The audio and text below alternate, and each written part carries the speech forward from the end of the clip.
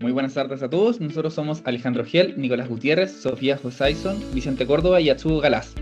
El día de hoy vamos a presentar nuestra propuesta de análisis Event Log Incident Management. Bueno, nuestra presentación consiste en primero una breve introducción de por qué estamos estudiando este tema, para posteriormente seguir con un análisis preliminar del Event Log, donde vamos a descubrir las variables que existen, las actividades que se realizan dentro del mismo, entre otras cosas. Luego vamos a plantear preguntas de investigación para poder obtener información rica del Event Log y a través de él sacar conclusiones, que también se acompañan de nuestra propuesta de trabajo, nuestra metodología y las herramientas que vamos a utilizar para obtener este tipo de información, como Disco, como Celonis, entre otras. Y finalmente vamos a finalizar con una conclusión. Bueno, se preguntarán, ¿qué pasa si tenemos un proceso dentro de una organización y lo queremos optimizar? Precisamente esto es lo que permite la minería de procesos, donde a través de un Event Log se puede obtener información que ayude a mejorar este proceso y obtener mejores resultados en un menor tiempo y con un mayor beneficio. De la entrega anterior tenemos un análisis preliminar donde definimos el case ID como el número, la actividad como el estado del incidente, el timestamp como sysupdated@, y mantuvimos el recurso assignment group dado que tiene mayor cobertura de casos comparado con assign_to. Luego descubrimos el happy path, el cual simplemente crea el problema, lo pone en activo, revisa cuál es el tipo de problema, lo resuelve y lo cierra. Si nosotros evaluábamos el 100% de los casos, veíamos un montón de ciclos de largo 1, iteraciones constantes entre estados y la actividad -100 que tenía poca frecuencia y no estaba identificada.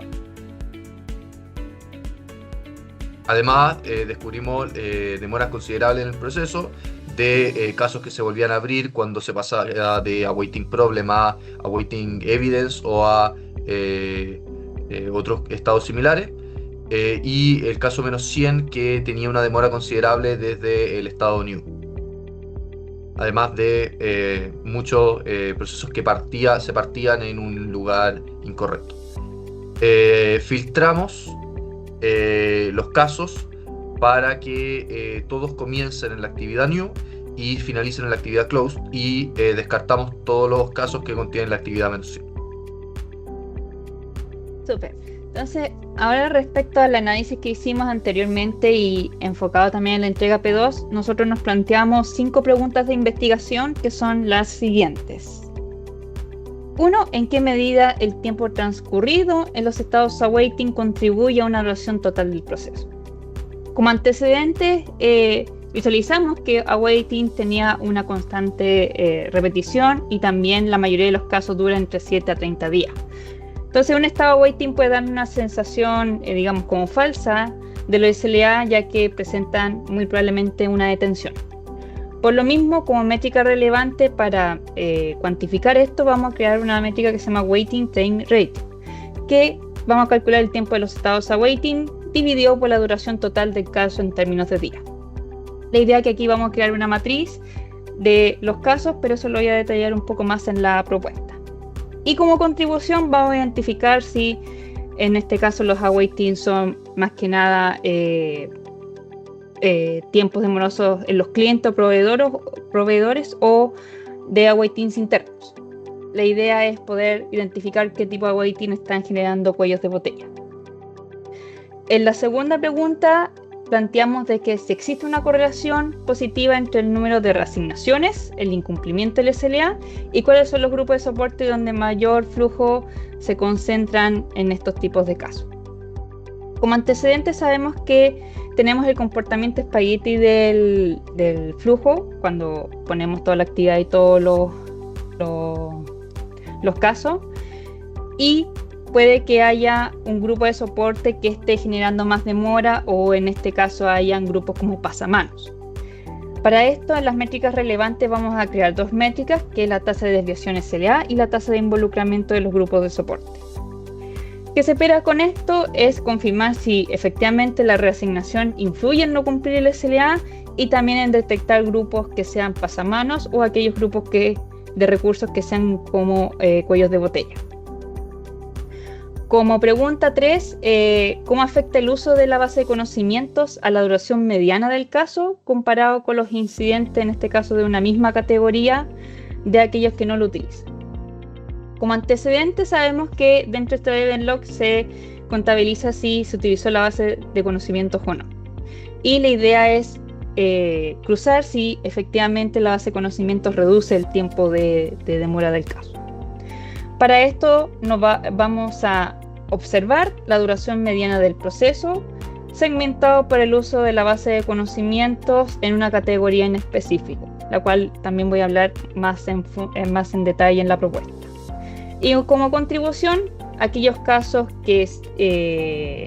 si los casos que utilizaron la base de conocimientos son más rápidos, se debe incentivar a los analistas a documentar las soluciones en esta base de conocimientos que tiene la organización.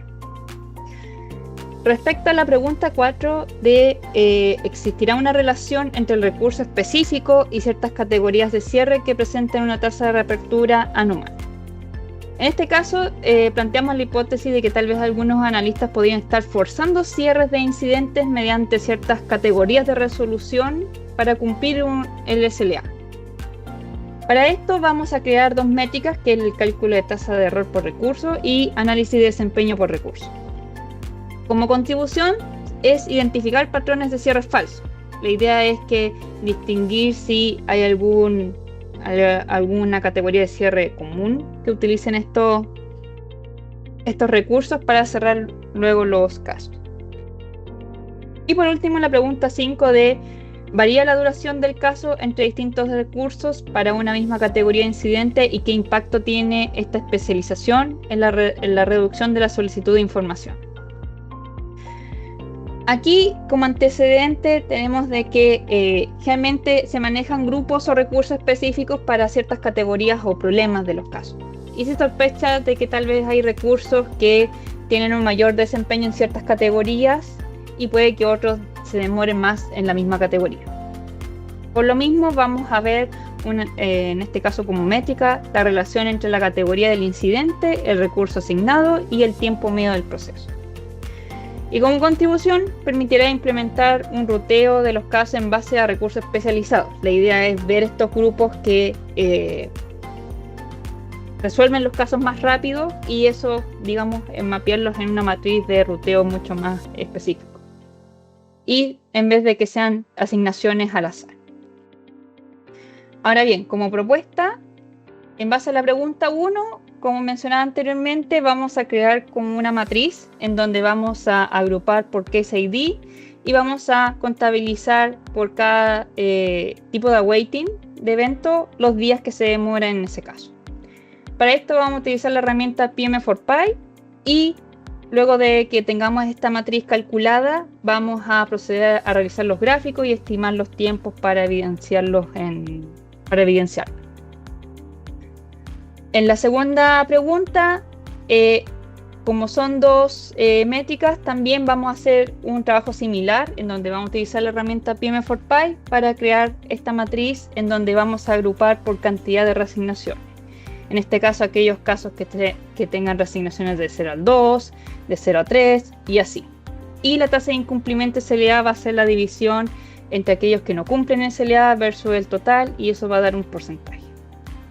Para el caso de la tasa de involucramiento, en base al mismo rango de las reasignaciones, vamos a contabilizar los tres grupos más frecuentes en cada rango. La idea es analizar estos grupos y ver si existe un patrón de comportamiento, o sea, si hay grupos pasamanos o grupos que demoran demasiado en los casos. En la pregunta 3, la métrica relevante van a ser la duración mediana del proceso y también segmentado por el uso de la base de conocimiento, en base a una categoría. Por lo mismo, primero vamos a escoger la categoría de los casos que demoren más en cerrarse. Para esto nosotros establecimos, digamos, como una métrica y vamos a considerar aquellos casos que demoren más de 15 días en resolverse. Y eso lo vamos a emplear con disco. Y luego de eso, de que tengamos identificada la categoría, vamos a proceder con la herramienta Apromore para realizar el filtro de la base de conocimiento, o sea, que ocupen o no la base de conocimiento, y eso lo vamos a segregar en filtros de tiempo. de 15 a 30 días, de 30 a 90 días y más de 50 días. Para la pregunta 4, en este caso son 2 métricas que se van a calcular y vamos a utilizar la herramienta PM4Py para realizar un filtrado de aquellos casos con reaperturas mayor a 0 y también se ordenarán por la frecuencia de la variable de close code y se estarán los 3 códigos más comunes. Y por cada código de close code vamos a obtener el recurso más frecuente y esa información se filtrará de los casos de esos recursos y vamos a empezar a calcular el análisis de desempeño por recurso. Y esto lo vamos a emplear, vamos a utilizar las gráficas y análisis en disco. Y por último, la pregunta 5 es la relación entre la categoría del incidente, el recurso asignado y el tiempo medio del proceso. Para eso nuevamente vamos a emplear PM4Py para agrupar los casos por la variable category. Luego de eso se calculará el tiempo mínimo y máximo de cada categoría generando una matriz. Y aquella categoría que presente una diferencia mayor la vamos a escoger. Y posterior se enfrentará el level log para la categoría escogida y vamos a calcular el tiempo mínimo y máximo de la duración del caso. Luego de eso vamos a utilizar el software Disco que filtrará el log con dichos recursos y se analizará el Direct Follow Graph para comprender el proceso que emplea los 2 recursos. Las herramientas principales que vamos a utilizar son PM4Py, donde vamos a ocupar principalmente para modificar y filtrar el event log que recibimos. Vamos a crear variables nuevas, renombrar ciertas actividades y crear actividades de apoyo para realizar luego de las agregaciones de datos. Por otro lado, Disco vamos a utilizar para realizar otro nivel de exploración con los datos, además de un análisis luego de ya haber filtrado. Podemos encontrar ciertos filtros interesantes mediante PM4Py. Y finalmente, Apromore lo vamos a utilizar principalmente para la exploración, pero el uso principal que vamos a entregar va a ser de obtener gráficos necesarios de buena calidad para influir en el informe y las presentaciones.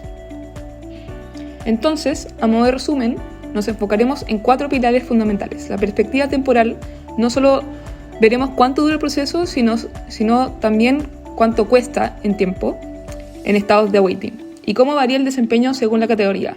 El segundo, en la perspectiva organizacional, vamos a entender los equipos para detectar grupos pasamanos y entender cómo la especialización de cada recurso influye en la velocidad de resolución. En la perspectiva de datos, vamos a cruzar el flujo con variables de negocio, como el uso de bases de conocimiento y códigos de cierre, para ver qué decisiones realmente aceleran el trabajo. Y por último, con Performance Checking, nuestra investigación ya identifica los procesos que se desvía el Happy Path y también vamos a analizar una auditoría de procesos para detectar cierres anómalos y la validación de estados iterativos. El objetivo de nuestra investigación es medir el impacto de awaitings en la duración total del proceso, las interacciones entre reasignaciones, incumplimientos y grupos de recursos, cómo se ve afectada la duración de los casos, analizar relaciones entre recursos, categorías de cierre y tasas de reapertura, y analizar si existe especialización y en qué medida. Con este conocimiento en mente, podremos realizar mejoras y determinar qué mejoras realizar al proceso.